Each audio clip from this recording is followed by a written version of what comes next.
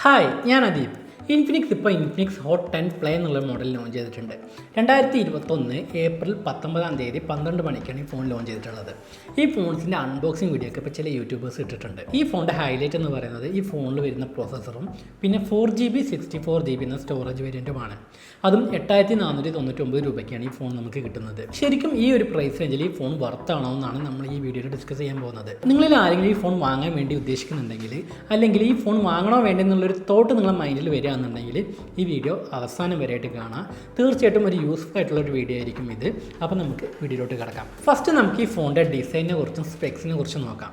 ഈ ഫോണിൻ്റെ ഡിസൈനെ കുറിച്ച് പറയുകയാണെന്നുണ്ടെങ്കിൽ ഈ ഫോണിൻ്റെ ബാക്ക് സൈഡ് ഒരു പ്ലാസ്റ്റിക് ബോഡിയാണ് വരുന്നത്. ഫോണിൻ്റെ ബാക്ക് സൈഡായിട്ട് തന്നെയാണ് ഫിംഗർ പ്രിന്റ് സെൻസറും വരുന്നത്. ഈ ഫോണിൻ്റെ ബാക്ക് ക്യാമറ സെറ്റപ്പ് കാണുമ്പോൾ നമുക്കൊരു ട്രിപ്പിൾ ക്യാമറയാണ് ഈ ഫോണിൻ്റെ ബാക്ക് സൈഡായിട്ട് വരുന്നത് നമുക്ക് തോന്നും. പക്ഷേ ഈ ഫോണിൻ്റെ ബാക്ക് സൈഡായിട്ട് ഒരു ഡുവൽ ക്യാമറയാണ് വരുന്നത്. ഒരു 13 മെഗാ പിക്സലിൻ്റെ ഒരു മെയിൻ ക്യാമറയും 2 മെഗാ പിക്സലിൻ്റെ ഡെപ്ത് സെൻസറുമാണ് ഈ ഫോണിൻ്റെ ബാക്ക് സൈഡായിട്ട് വരുന്നത്. പിന്നെ ഒരു LED ഫ്ലാഷും കൊടുത്തിട്ടുണ്ട്. ഫ്രണ്ട് സൈഡ് നോക്കുകയാണെങ്കിൽ 8 മെഗാ പിക്സലിൻ്റെ സെൽഫി ക്യാമറയാണ് കൊടുത്തിട്ടുള്ളത്. പിന്നെ ഈ ഫോണിൻ്റെ റൈറ്റ് സൈഡിലായിട്ടാണ് വോളിയം ബട്ടനും പവർ ബട്ടനും കൊടുത്തിട്ടുള്ളത്. ഫോണിൻ്റെ ലെഫ്റ്റ് സൈഡിലോട്ട് നോക്കുകയാണെങ്കിൽ സിം കാർഡ് സ്ലോട്ട് വരുന്നുണ്ട്. ഒരു ട്രിപ്പിൾ കാർഡ് സ്ലോട്ടാണ് ഈ ഫോണിൽ കൊടുത്തിട്ടുള്ളത്. അതായത് നമുക്ക് ഒരേ സമയത്ത് 2 സിം കാർഡും ഒരു മെമ്മറി കാർഡും യൂസ് ചെയ്യാനായിട്ട് സാധിക്കും. പിന്നെ നമുക്ക് 256GB വരെ സ്റ്റോറേജ് എക്സ്പാൻഡ് ചെയ്യാനുള്ള ഓപ്ഷനും ഈ ഫോണിൽ നൽകിയിട്ടുണ്ട്. പിന്നെ ഡ്യുവൽ വോൾട്ടേജ് സപ്പോർട്ടും വൈഫൈ സപ്പോർട്ടും ഈ ഫോണിൽ നൽകിയിട്ടുണ്ട്. പിന്നെ ഈ ഫോണിൻ്റെ മുകൾ ഭാഗത്ത് നോക്കുകയാണെങ്കിൽ ഒന്നും തന്നെ കൊടുത്തിട്ടില്ല. ഫോണിൻ്റെ താഴ്ഭാഗത്ത് നോക്കുകയാണെങ്കിൽ primary microphone, charging port, 3.5mm headphone Jack എന്നിവയാണ് വരുന്നത്. അപ്പോൾ നിങ്ങൾ വിചാരിക്കുന്നുണ്ടാവും ഈ ഫോണിൻ്റെ സ്പീക്കർ എവിടെ പോയി എന്നുള്ളത്.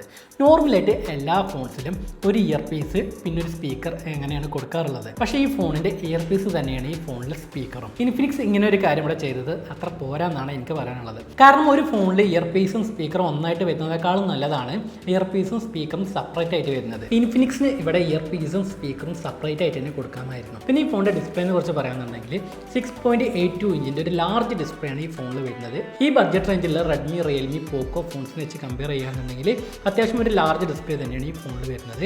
ഫുൾ HD+ ആണ് ഇതിൻ്റെ റെസൊല്യൂഷൻ വരുന്നത്. പിന്നെ NEG ഗ്ലാസ് പ്രൊട്ടക്ഷനും ഈ ഫോണിന് നൽകിയിട്ടുണ്ട്. പിന്നെ 440 നിറ്റ്സിൻ്റെ ബ്രൈറ്റ്നസും ഈ ഡിസ്പ്ലേക്ക് ഉണ്ട്. പിന്നെ ഈ ഫോണിൽ വരുന്ന പ്രോസസ്സർ നോക്കുകയാണെങ്കിൽ MediaTekൻ്റെ Helio G35 പ്രോസസ്സറാണ് ഈ ഫോണിൽ ഉപയോഗിച്ചിട്ടുള്ളത്. പിന്നെ ഒരു 6000 mAh ഒരു ബാറ്ററിയാണ് ഈ ഫോണിൽ വരുന്നത്.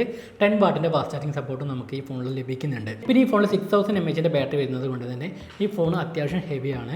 207 ഗ്രാമാണ് ഇതിൻ്റെ ഭാരം വരുന്നത്. പിന്നെ നോക്കുകയാണെങ്കിൽ ഈ phone out of the box Android 10 വരുന്നത്. XOS 7 ആണ് ഇതിൻ്റെ യൂസർ ഇൻ്റർഫേസ്. ഇപ്പം ഈ 2021 വരുന്ന അധിക ഫോൺസിലും Android 11 ആണ് കൊടുക്കുന്നത്. ഇൻഫിനിക്സ് ഇവിടെ Android 10 കൊടുത്തത് ഒരു ഡൗൺഗ്രേഡ് ആയിട്ടാണ് എനിക്ക് തോന്നുന്നത്. പിന്നെ ഈ ഫോൺ ടോട്ടലായിട്ട് 4 കളർ വേരിയൻറ്റിലാണ് വരുന്നത്. Purple, black, blue, green. ഈ ഫോൺ 4GB 64GB എന്നൊരു ഒറ്റ വേരിയൻറ്റിലാണ് വരുന്നത്. ഇതിൻ്റെ പ്രൈസ് എന്ന് പറയുന്നത് 8499 രൂപയാണ്. ഏപ്രിൽ 26 ഈ ഫോണിൻ്റെ ഫസ്റ്റ് സെയിൽ സ്റ്റാർട്ട് ചെയ്യുന്നത്. ഈ ഫോൺ നമുക്ക് ഫ്ലിപ്കാർട്ട് വഴിയാണ് വാങ്ങാൻ സാധിക്കുക. ഈ ഒരു പ്രൈസ് റേഞ്ചിൽ ഈ ഫോൺ വർത്താണെന്ന് ചോദിക്കുകയാണെങ്കിൽ അല്ലെന്നേ ഞാൻ പറയുള്ളൂ. കാരണം ഈ ഫോണിൻ്റെ ഹൈലൈറ്റ് എന്ന് പറയുന്നത് 4GB 64GB സ്റ്റോറേജ് വേരിയൻറ്റ് നമുക്ക് 8500 രൂപയ്ക്ക് കിട്ടുന്നുണ്ട്. ഇതാണ് ഈ ഫോണിൽ ഹൈലൈറ്റ് ആയിട്ട് എടുത്ത് പറയേണ്ട കാര്യം. ഇതേ പ്രൈസ് റേഞ്ചിൽ നമുക്ക് വേറെ ഫോൺസ് ഉണ്ടോ എന്ന് ചോദിക്കുകയാണെങ്കിൽ പോക്കോയുടെ പോക്കോ C3 എന്നുള്ള മോഡലുണ്ട്.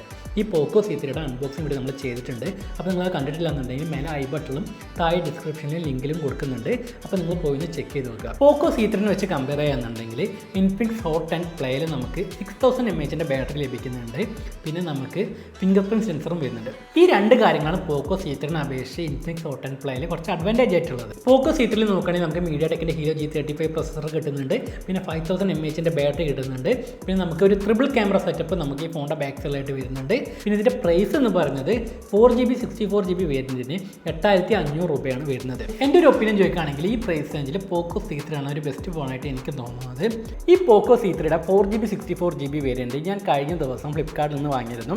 8000 രൂപക്കാണ് ഞാൻ ഈ ഫോൺ വാങ്ങിയത്. ഈ ഫോണിൻ്റെ ആക്ച്വൽ പ്രൈസ് 8500 രൂപയാണ്.